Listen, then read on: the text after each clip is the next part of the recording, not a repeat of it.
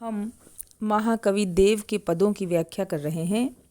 देखिए, ऐसो जो हो जानती कि जयहे तू विषय के संग, एरे मन मेरे हाथ पाँव तेरे तोर तो, आजु लौन हो कत नर नाहर की नाही सुनी, नेह सो निहारी हारी वदन निहोर तो, चलन न देतो देव चंचल अचल करी, चाबुक चितावनीन मारी मुँह मोर तो, भारो प्रेम पाथर नगारो दे गरे सो बांधी, राधावर विरद के बारिधि में बोर तो। प्रस्तुत पद में कवि देव अपने मन को संबोधित कर रहे हैं और मन को संबोधित करते हुए वे अपने मन के विषयासक्त होने पर खेद प्रकट करते हुए अपनी कमज़ोरियों को एक भक्त के रूप में स्वीकार करते हुए उसे सुधारने की बात कह रहे हैं और ईश्वर की शरण में जाने की इच्छा भी जाहिर कर रहे हैं।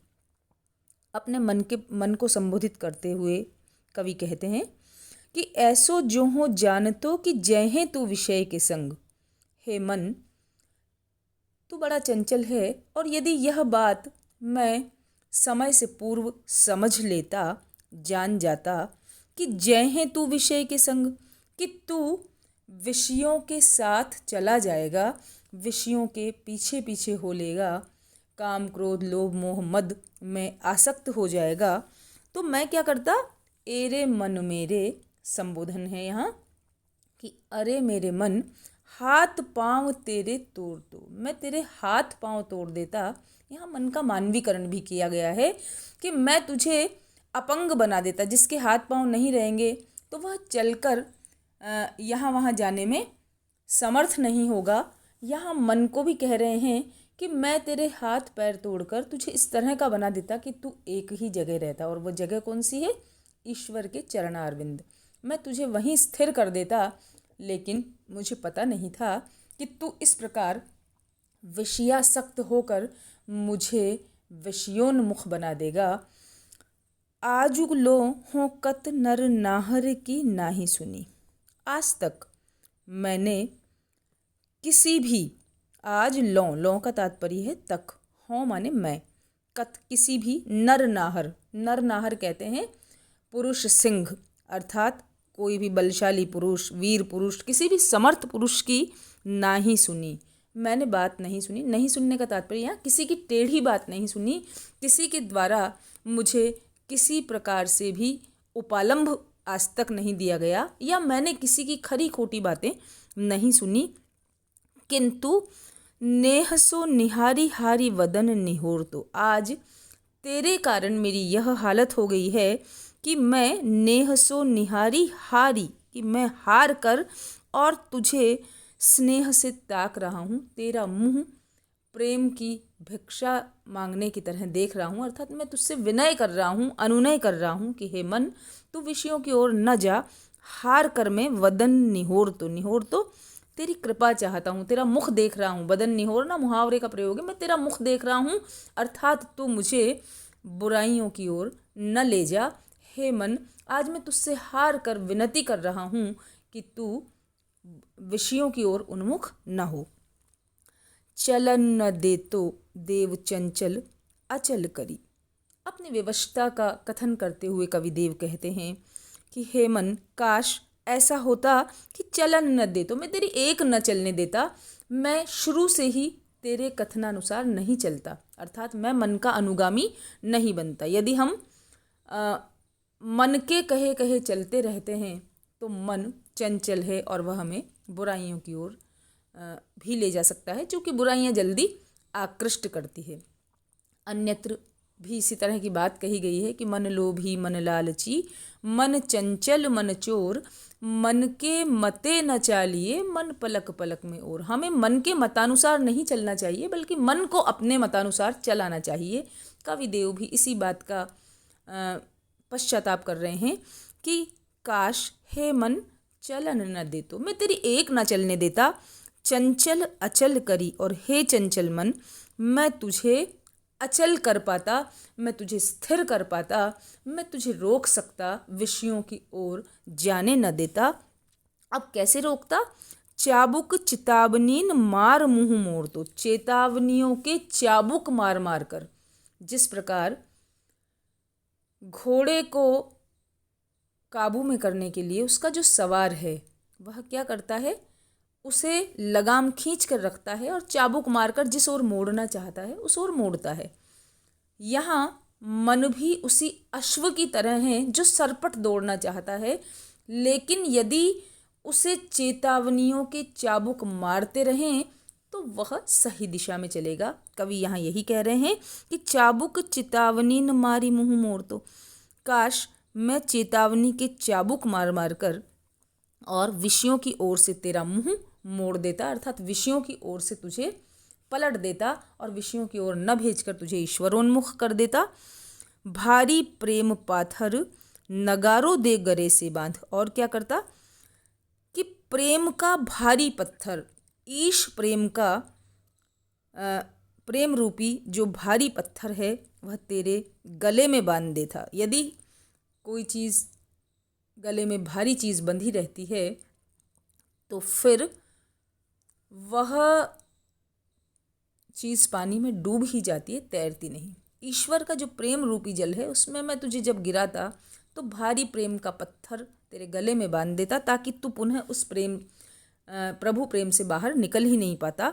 और नगारो दे गरे सो बांध, मैं तेरे गले में नगाड़ा देकर सबके समक्ष डंके की चोट पर भगवान के प्रेम का भारी पत्थर तेरे गले में बांधकर और राधावर विरद के वारिधि में बोर। तो राधावर, राधा के जो प्रिय कन्हैया है, उनके यश के वारिधि यानी समुद्र में बोर तो निमग्न कर देता। कृष्ण के यशोगान रूपी समुद्र में मैं प्रेम का भारी पत्थर तेरे गले में बांधकर डुबो देता। यदि मुझे पहले पता होता तो मैं तुझे विषयों में नहीं फंसने देता। पद की जो अंतिम 3 पंक्तियां हैं उनमें रूपक अलंकार है। आप देखिए, चेतावनी रूपी चाबुक, प्रेम रूपी पत्थर और विरद यश रूपी समुद्र में डुबो देता। अनुप्रास और पद में त्रि अलंकार पूरे पद में हैं और पद में मन का मानवीकरण किया गया है। मन में तेरे हाथ पैर तोड़ देता, तेरे गले में भारी पत्थर बांध देता, मैं स्नेह से मुझे तेरा मुख नहीं ताकना पड़ता। इस प्रकार तो यहाँ भक्त के द्वारा अपनी जो कमजोरियां हैं उनको उजागर करते हुए, उन्हें स्वीकार करते हुए उन्हें सुधारने की कामना भी है। प्रकारांतर से ईश्वर से यह विनती भी है कि वे मन को विषयों से हटाकर और स्वयं के चरणों में लगाने की कृपा करें। अगला पद देखिए। झहरी झहरी झीनी बूंद है परति मानो, घहरी घहरी घटा घेरी है गगन में। आनी कहो शाम मोसो चलो झूलिबे को आज, फूली ना समानी भई ऐसी हो मगन में। चाहत उठोई उठी गई सो निगोड़ी नींद, सोए गए भाग मेरे जागी व जगन में। आँख खोली देखो तो न घन है न घन श्याम, वेई छाई बूंदे मेरी आंसू है द्रगनी में। यहाँ विरहिणी नायिका के स्वप्न का चित्रण किया गया है। गोपी भाव से कवि कहते हैं कि किस प्रकार स्वप्न में मेरा साक्षात्कार उन प्रिय कृष्ण से हुआ, लेकिन जैसे ही उनके सानिध्य की कामना से मेरी नींद उड़ी तो वह जो स्वप्न का सुख था वह तिरोहित हो गया, वह खत्म हो गया और मुझे लगा कि सोने में, स्वप्न में, सुषुप्तावस्था में जो आनंद मिल रहा था जागने से, वह आनंद खत्म हो गया। बहुत ही अनुरणनात्मकता के साथ यहाँ जो भाषा है उसमें एक ध्वन्यात्मकता, एक अनुरणनात्मकता है जिसके साथ कवि ने चित्रण किया है। झहरी झहरी झीनी बूंद है परति मानो, घहरी घहरी घटा घेरी है गगन में। स्वप्न में नायिका को ऐसा लग रहा है जैसे झहरी झहरी झीनी बूंद है परति मानो, झहरी झहरी हवा के साथ लहराती हुई मंद मध्यम जो बूंदें हैं बरसात की, वे पड़ रही हैं और ऐसा लग रहा है मानो घहरी घहरी घटा घेरी है गगन में, उमड़ घुमड़ घुमड़ कर गगन में आसमान में जो घटाएं हैं वह घिर आई है। और ऐसे चूँकि यह बरसात का मौसम, श्रावण का माह जैसी जो छटा है वह लग रही है, तो उस समय आनी कहो श्याम मोसो झूली बो को चलो आज, आकर मुझे कृष्ण ने कहा। स्वप्न का चित्रण किया जा रहा है। देखिए, सपने में ही कृष्ण ने आकर मुझसे कहा कि हे सखी, चलो आज इस सुंदर बहार के मौसम में झूलने के लिए चलते हैं। फूली ना समानी भई ऐसी हूँ मगन में। जब कृष्ण के द्वारा ऐसा प्रस्ताव रखा गया, नायक के द्वारा ऐसा प्रस्ताव रखा गया, तो मेरा मन फूला नहीं समाया और मैं आनंद में निमग्न हो गई। चाहत उठी, और चूंकि झूलने चलने के लिए कहा गया है, इसलिए कृष्ण का हाथ पकड़कर जैसे ही मैंने उठना चाहा, उठी गई सो निगोड़ी नींद। निगोड़ी यह एक तरह की गाली है जो नींद के प्रति यहाँ दी गई है कि मेरी निगोड़ी नींद उस समय अचानक उड़ गई और सोए गए भाग मेरे जागी वा जगन में। सोए गए भाग, जैसे ही मैं जागी, शरीर तो जाग गया, लेकिन उस जगन में, उस जागृतावस्था में मेरे भाग्य सो गए। क्योंकि भाग्य तो सुषुप्तावस्था में जगे हुए थे जब कृष्ण ने मेरा करस्पर्श किया और मुझे कहा कि आज झूलने के लिए चलते हैं। उन्होंने वह प्रस्ताव दिया जो कि जन्म जन्मांतर से मेरी अभिलाषा थी, लेकिन जैसे ही मैंने उठना चाहा तो स्वप्न टूट गया और स्वप्न भंग के साथ ही मेरे भाग्य भी सो गए। आँख खोली देखो तो न घन है न घनश्याम, और जैसे ही मैंने आँख खोल कर देखा तो न वे बादल थे जो मुझे स्वप्न में दिखाई दे रहे थे और न घनश्याम, और न ही वे कृष्ण थे सांवले सलोने जिनके साथ मैं झूलना चाहती थी, जो आनंद लेना चाहती थी।